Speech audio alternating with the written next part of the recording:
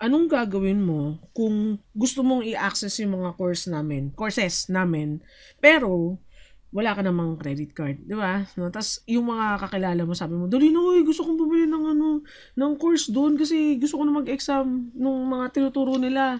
Ano, pa-ride naman ako diyan sa credit card mo." Sabi mo sa may kaibigan mo, "Eh, ayoko nga, hindi ka marunong magbayad, eh, bahala ka sa buhay mo." Gano'n. O kaya talagang wala ka lang, ikaw pati yung mga kakilala mo walang credit card, 'di ba? So, anong gagawin mo? Eh, so ganito na lang. Ang gagawin mo, meron kasing bagong app ngayon. Pangalan nila PayMaya. P-A-Y, Maya, ganun. I-install mo lang yun sa cellphone mo, Android or iOS. Tapos, bibigyan ka nila ng credit card number. Gawin ko lang check natin na. So, meron ako dito sa PC ko, meron akong BlueStacks. May pwede ako mag-install ng mga apps. So, kunyari, pupunta ako sa Google Play, sinearch ko na eh. I-search ko yung PayMaya. Yung PayMaya. So, makikita ninyo yung mga applications. Nandito yung PayMaya na app. Da-download mo lang sa cellphone mo. Ako, yes. Download mo siya sa cellphone mo. Meron ito sa Android. Yun nga, meron din siya sa iOS. Install lang. Open. Okay. Tapos, ayun. So, kung sa cellphone mo, malamang, ganito magiging itsura niya. Hindi ko siya mapaliit eh, ayaw. Yan. So, magiging ganito yung itsura mo. Register ka lang. Tapos may pinakailalim, may register. Hindi lang makita dito sa record ko. So, register ako. Oh, sabi niya, first name ko. Elena. Last name ko, Mokor. Tapos, ilalagay mo yung cellphone number mo. Okay, lagay ko na cellphone number ko. Mamaya ibablock ko to, di mo makikita. Mamaya text nyo ako lahat eh. Okay, so ayan. So, ilalagay mo yung cellphone number mo dito. Tapos, ano kaya maganda password ko? Ayan. Kita nyo rin password ko. So, mamaya tatakpan ko rin yan. Tapos, required so you can receive your password. So, lagay ko na lang dito. Email ko at putonmail.com. Okay na. So, by continuing, you agree. Asan yung continue dito? Ito. Malamang ito, no? Yun. So, ngayon, pagka-register ko, antayin ko sa cellphone ko yung verification code. Meron na ba? Ayan. So, tinext na ako ng PayMaya. Ang verification code ko ay 315846. Ayan. Pag okay na, check. Ang dali.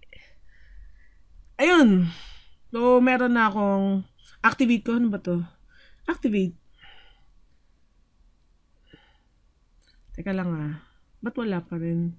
Antay lang, antay. Baka matagal pa. Welcome to PayMaya. So, tinetext na ako nung cellphone ko. Welcome na raw to PayMaya. Pero wala pa siya. Baka kiklik ko pa yun. Card number is required. Asan na? Ba't wala pa? Ano ba to? Link PayMaya Visa Card. Ano to? Back to back. PayMaya Virtual Visa Card. So, meron akong My Cards dito. Ayan. So, magkakaroon ka ng ganyan. Click ko lang itong My Cards ko. Ngayon lang ako nagpipay-Maya Mamaya mag-guide kayo sa akin. Tapos, PayMaya Virtual Visa Card. Activate. So, anong hinihingi niya? Date of birth. So, lagay ko yung birthday ko. Ano ba yan? Dami hinihingi. February. Regaluhan niyo ako sa birthday ko. Teka lang. February 24. Yan. Ito ay 1981. Pala eh. Done. Tapos, house sa 104 Best Street ako nakatara, diba? 104 Best Street. Sampaloc yun. Sampaloc. Manila. Metro Manila. Ano zip code dun? 1900. Ayan. Okay. Invent. Yan. 104 Best. Ba't 4 Best yung street ko? 4 Best. Yan. Your PayMaya Virtual Visa Card is now activated. Diba? View card. So, ayan na. Meron na akong credit card number. So, ito yung account number ko. 4834. Mamaya gamitin niya. Ayan. So, meron kang valid through yung CVV 2441. So, ang tanong, so meron ka ng credit card. Yan ang gagamitin mo para umaccess ka dun sa courses namin. Pero ang tanong, walang laman yan, 'di ba? Pagka kunyari gusto mong mag-sign up ng free sa Netflix o kaya iFlix o kaya yung Apple Music, 'di ba? Kailangan nila ng credit card, di ka sign up, 'di ba? Pwede mong gamitin 'yan. Pero walang laman 'yan pa. Kaya yung credit card na 'yan, pang online lang. Ngayon, ang tanong, paano ka nga magbabayad? So, meron ka ng Visa card, ang gagawin mo, ito yung PayMaya na website. So, meron sa kanila. Ang sabi, paano mo load upan yung PayMaya na credit card mo? So, meron ka mga different options. Number one, pwede kang magbayad sa 7-Eleven. Kaya punta ka daw dun sa may click kiosk nila. Dun ka magbabayad, babayaran mo yung PayMaya. So, kung magkakaroon na siya ng laman, kunyari, bibili ka ng course namin, 9,000 or 4,000 kung ano yung makukuha mo na cost niya, na value nung course, babayaran mo na lang dito sa 7-Eleven.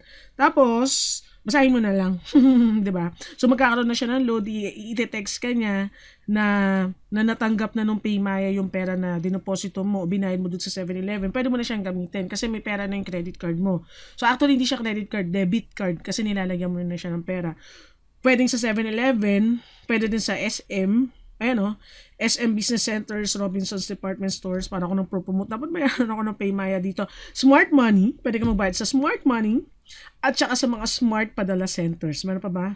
Pwede rin sa BDO. Diba? So, ang mga option mo para bayaran mo kami, mamalagyan mo ng laman yung credit card mo. Pwedeng sa sa online game mo rin, diba? Pwede sa Netflix, ganun. Anyway, pwede ka magbayad sa 7-Eleven, sa Robinsons at sa SM Business Centers, sa Smart Money, sa Smart Padala, at sa BDO. Okay? So, sana nasolusyonan ko yung problema mo. May credit card ka na, social ka na, pwede ka na bumili ng mga kung ano-anong alam mo na makakumikindat ka, iba iniisip mo na bibilin mo sa online. Unahin mo muna yung sa amin. Diba? May gusto mo ng premium account na something. Pero wala, anyway, sige, yan yung gagawin mong solution if ever na wala kang credit card.